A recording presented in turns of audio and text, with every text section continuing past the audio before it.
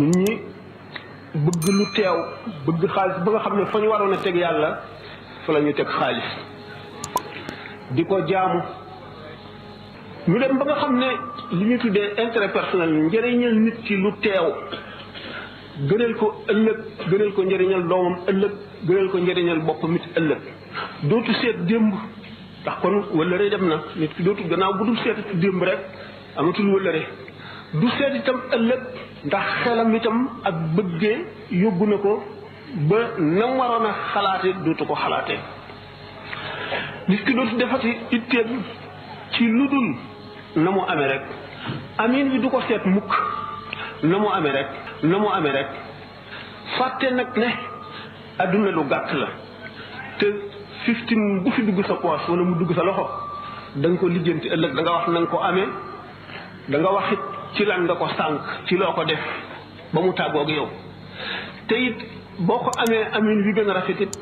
am na lu ca war bu fekkee ne loo xam ne àq yàlla war na ca wala xaqi sa moroomum jaam wala xaqi mbokk da nga ko ci génne wala sa xaqi bopp yow ci sa bopp ñu dem nag bi nga xamee ne léegi yu ñu daan wax ay valeur nga xam ne nit ki liñ koy nawe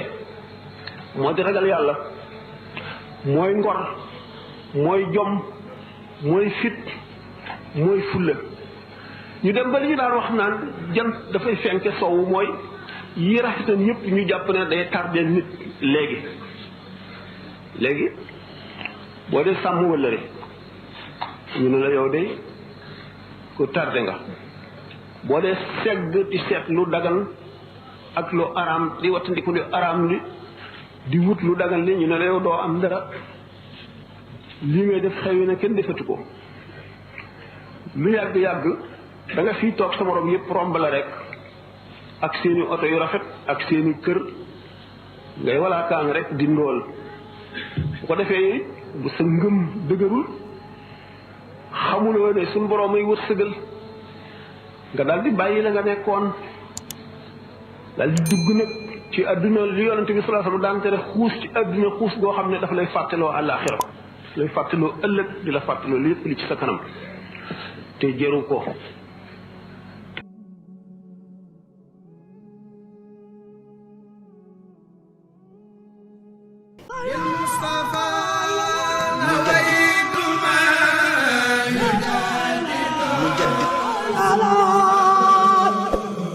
مجدد